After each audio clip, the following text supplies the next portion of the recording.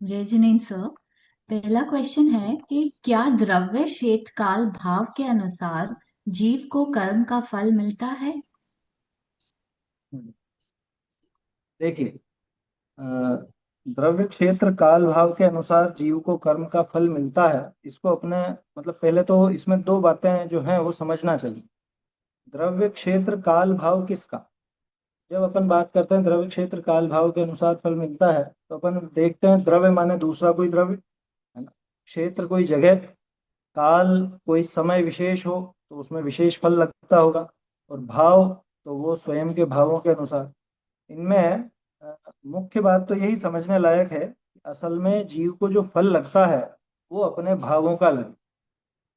मोक्ष मार्ग प्रकाशक में अपन जब पढ़ते हैं 7वें अधिकार के अंत में 266-67 पेज पर, कि अपने परिणामों की संभाल रखना, परिणामों के बिगड़ने का भय रखना और परिणामों को सुधारने का उपाय करना, क्योंकि हमें तो फल अपने परिणामों का लगेगा। दूसरों में ऐसे दोष हो तो देख देख करके दुखी नहीं होना, क्लेश नहीं करना, ऐसा स्पष्ट लिखा है। वहां उन्होंने ये नहीं लिखा द्रव्य का, क्षेत्र का है, काल का। तो अगर स्पष्ट रूप से कहूं तो द्रव्य का, क्षेत्र का, काल का, इनका कोई प्रभाव नहीं है, बिल्कुल भी प्रभाव नहीं। अभी अपन उसको तर्क युक्ति से भी सिद्ध करेंगे। अगर फर्क पड़ता है तो वो अपने भावों से ही पड़ता है, ठीक है ना।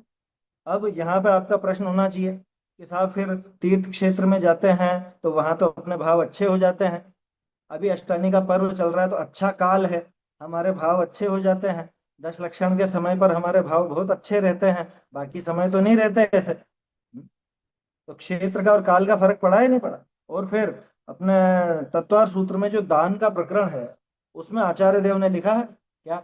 विधि द्रव्य दात्र पात्र विशेषात तद विशेष। जब दान का प्रकरण है तो वहां पर उन्होंने ये बात भी दी है। तो अगर द्रव्य क्षेत्र काल भाव का असर नहीं होता, कुछ उसका प्रभाव नहीं होता, तो ऐसा लिखते क्या? तो ये एक नया प्रश्न अपने सामने आ गया।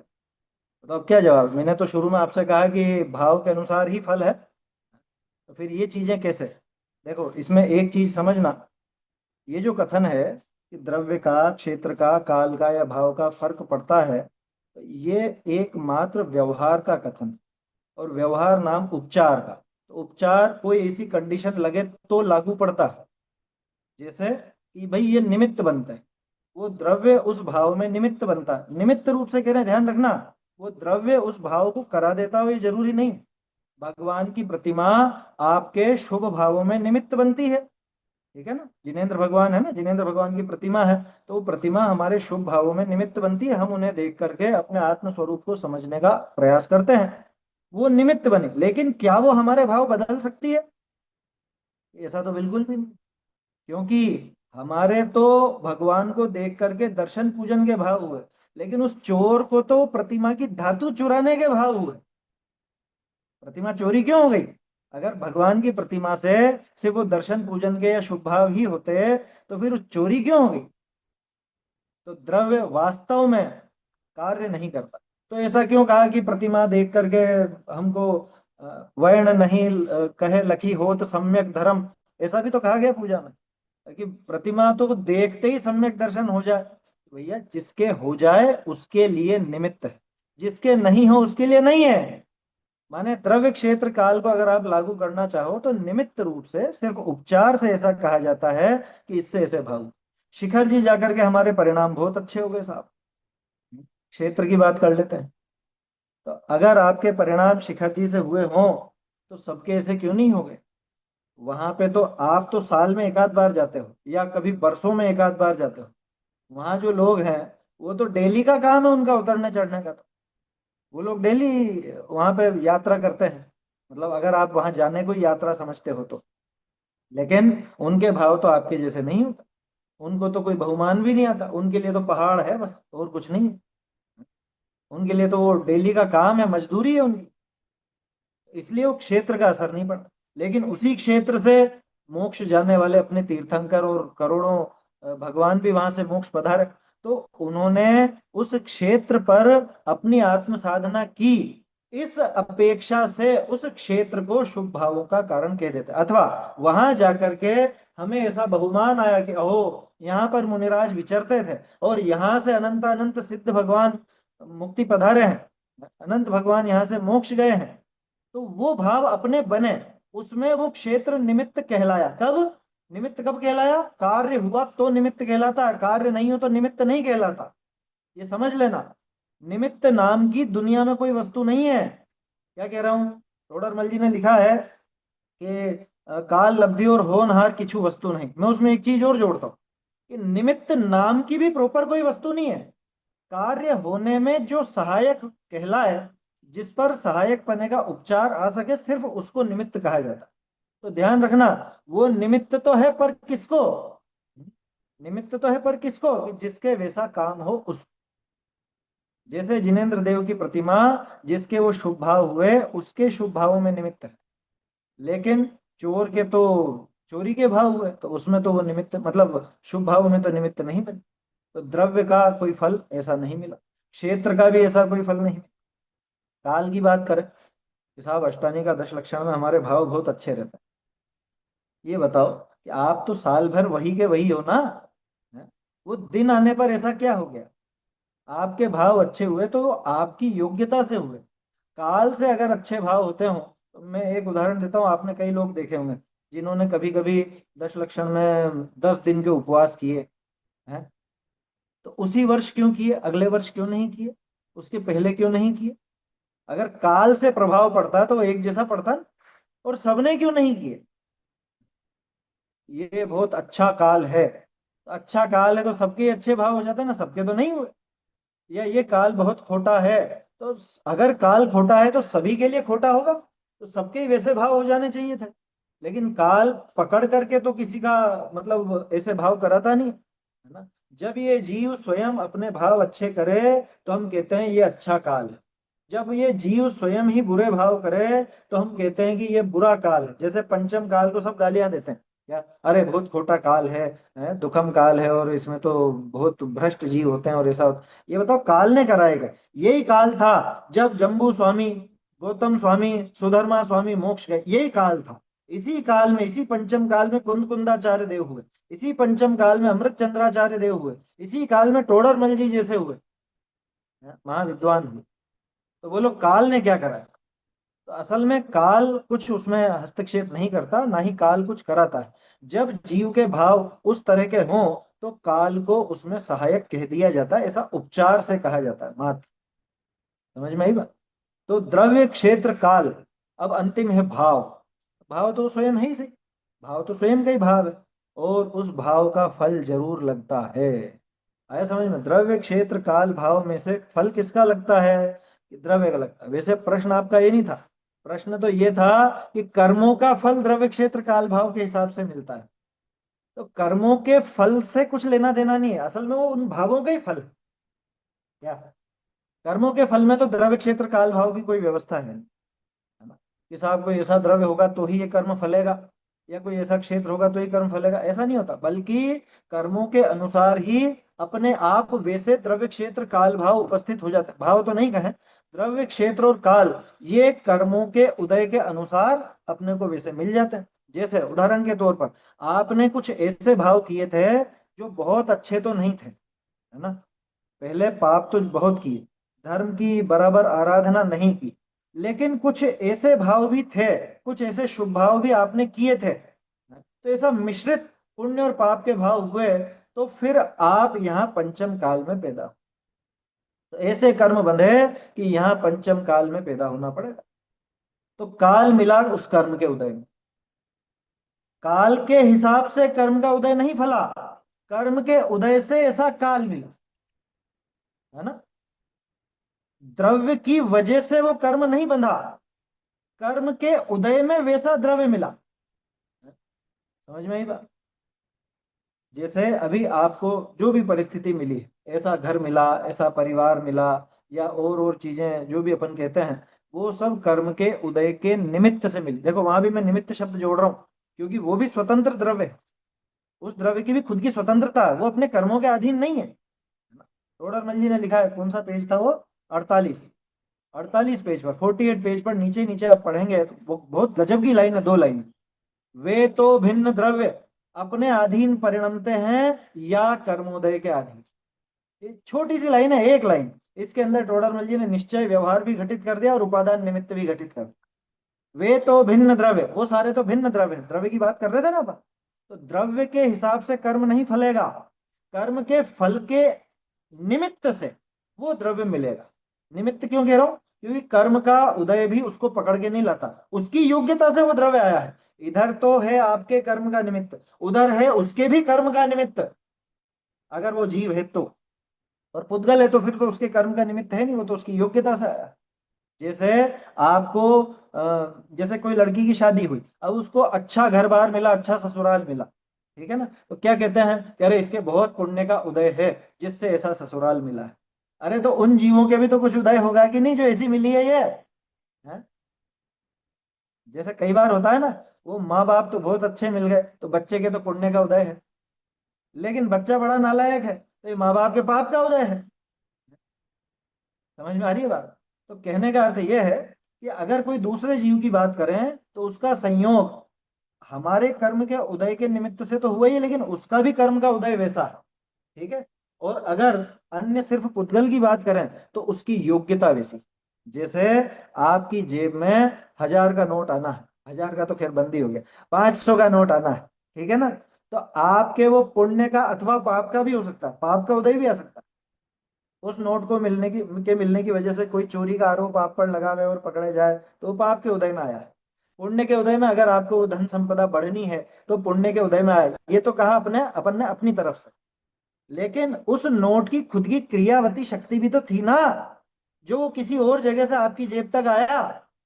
अगर उसकी क्रियावती शक्ति नहीं होती तो वो कैसे आपकी जेब में आता? तो वो द्रव्य भी स्वतंत्र है। इसलिए द्रव्य की तरफ से अपने को ये नहीं कहना चाहिए कि इस द्रव्य की वजह से ऐसे कर्म का फल आया। और हम लोग ऐसा कहते हैं बहुत सी बात, इसने मुझे बहुत गुस्सा दिलाया, क्या ये ऐसा ही प्रयोग है? इसने मुझे बहुत गुस्सा दिलाया, ये बताओ, गुस्सा तुम्हारा काम, तुम्हारा विभाव, उसमें निमित्त भी तुम्हारे चारित्र मोह का उदय, इसमें अन्य द्रव्य क्या करेगा?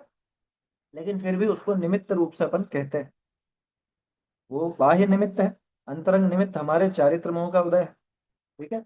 तो ये जो अपन बात कर रहे थे कि द्रव्य से, द्रव्य क्षेत्र काल से वो कर्म के फल पर असर पड़ता है, कर्म के फल पर द्रव्य क्षेत्र काल से असर नहीं पड़ता, बल्कि कर्म के फल में वैसे द्रव्य वैसे क्षेत्र वैसे काल की प्राप्ति होती, भाव पर नहीं लगाता। भाव इससे अलग चलेगा, क्योंकि भाव से, है ना, अपने भावों के निमित्त से वैसे वैसे कर्म जरूर बंधते हैं। ऐसा निमित्त निमित्तिक संबंध, ये भी निमित्त निमित्तिक संबंध ही है, हमारे भावों से वो कर्म बंधे, ऐसा सिर्फ निमित्त निमित्तिक ही समझना, नहीं तो कार्मण वर्गणा का कर्ता जीव को मानना पड़ेगा। और ये निमित्त निमित्तिक ऐसा है कि ये 100% घटित होता है। इधर आपने जो भाव किए उस अनुसार कर्म बंध होता ही है, उस अनुसार माने उसके निमित्त से वैसा कर्म बंध होता ही है, ये पक्की बात।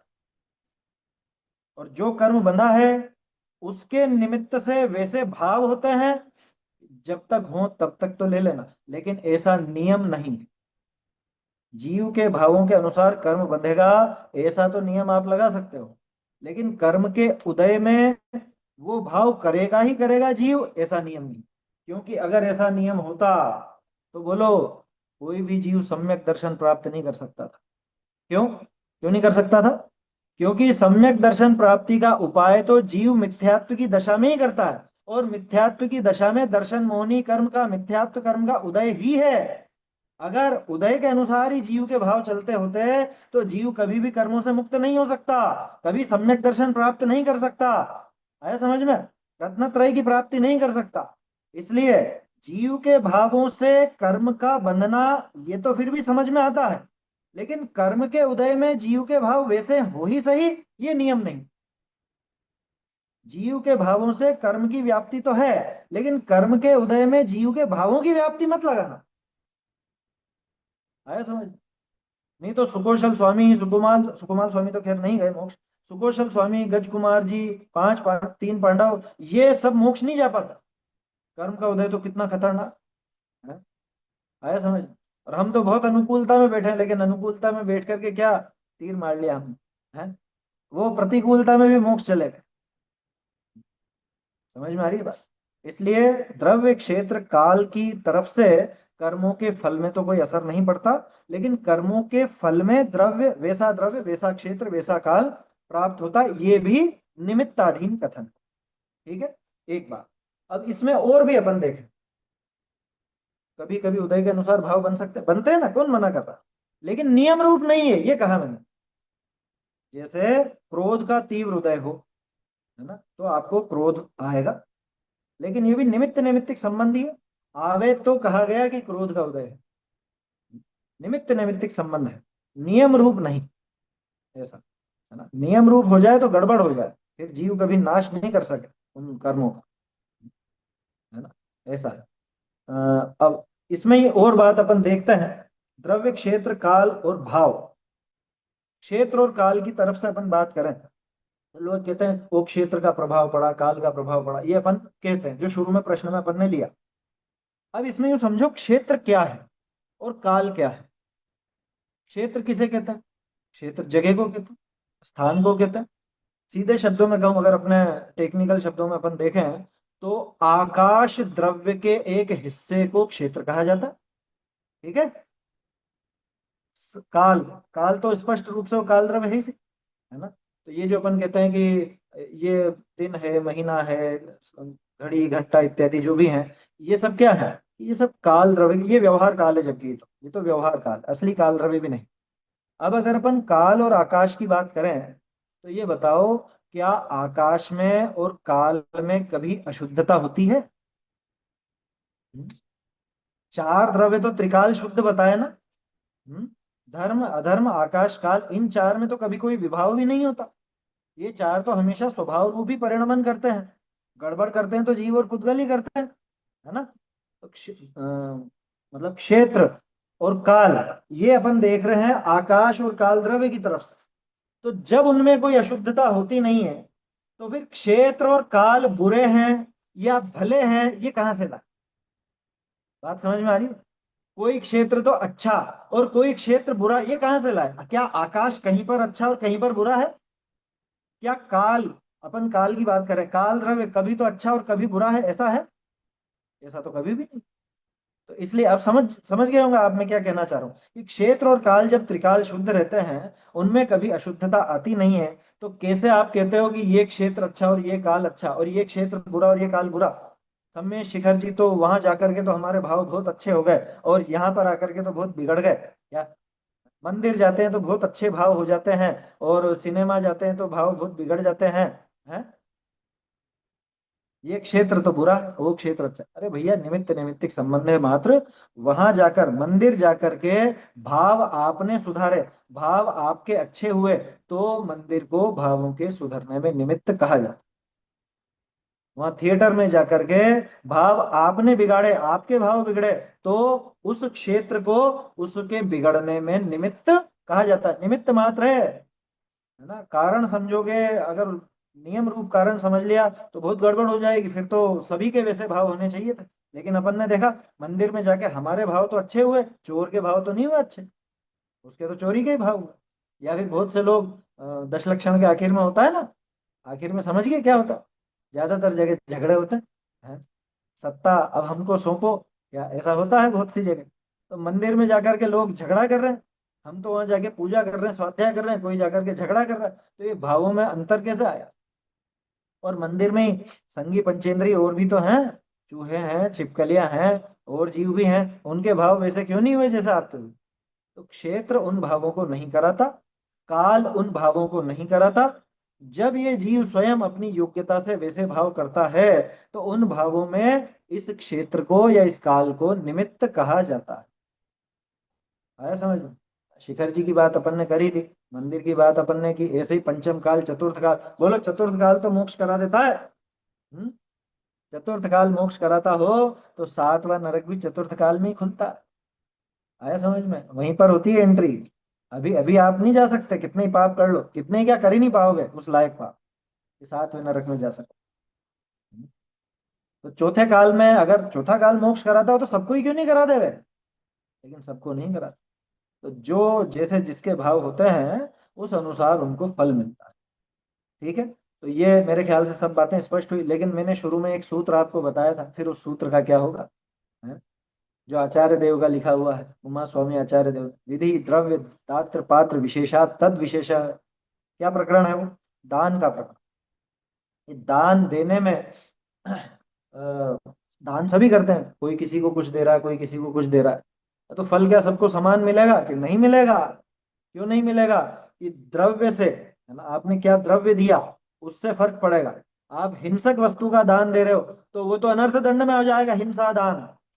और आप पात्र जीव को आहार करा रहे हो, वो आहार दान कहलाएगा, वैयावृत्त कहलाएगा, अतिथि संविभाग कहलाएगा। समझ में ही बात? तो द्रव्य का फर्क पड़ गया ना।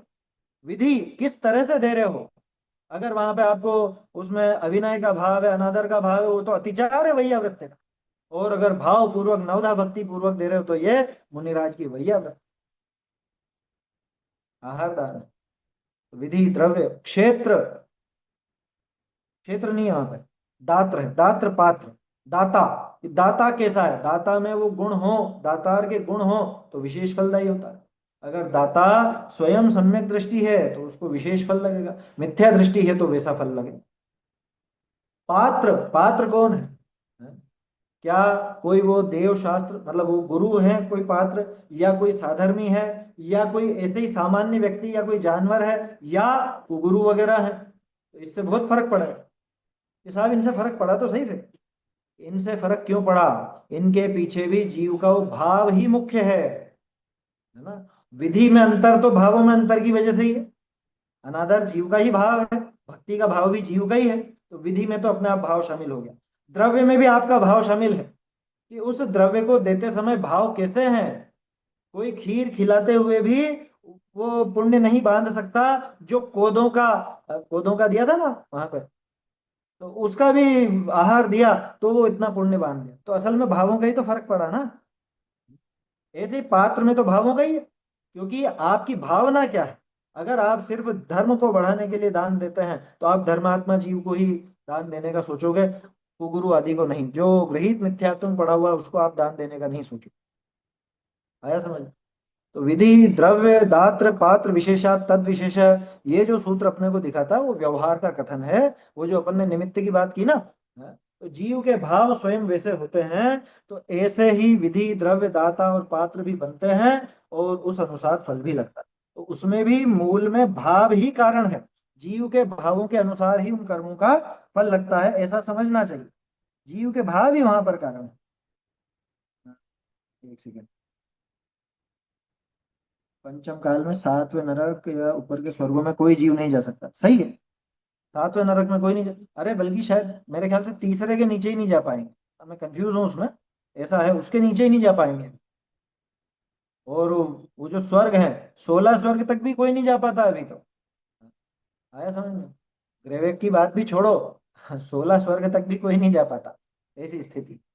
तो द्रव्य क्षेत्र काल भाव के अनुसार कर्मों का फल मिलता है या नहीं, तो इसमें स्पष्ट हो गई होगी मेरे ख्याल से बात, कि कर्मों का फल तो कर्मों कर्म जैसे बने उस अनुसार मिलता ही है, क्षेत्र कैसा भी हो, है ना, काल कैसा भी हो। अच्छा, जैसे क्षेत्र बदल जाए तो क्या कर्मों का फल बदल जाएगा? कि भाई बहुत पाप का उदय आने वाला है ना, आपके शरीर में तरह तरह की बीमारियां होने वाली हैं, तो आप घर पर रहो, चाहे महल में रहो, चाहे मंदिर में रहो, अरे चाहे शिखर जी रहो, चाहे कोई अस्पताल में रहो, वो कर्म का उदय तो जैसा आना है सो आना ही है।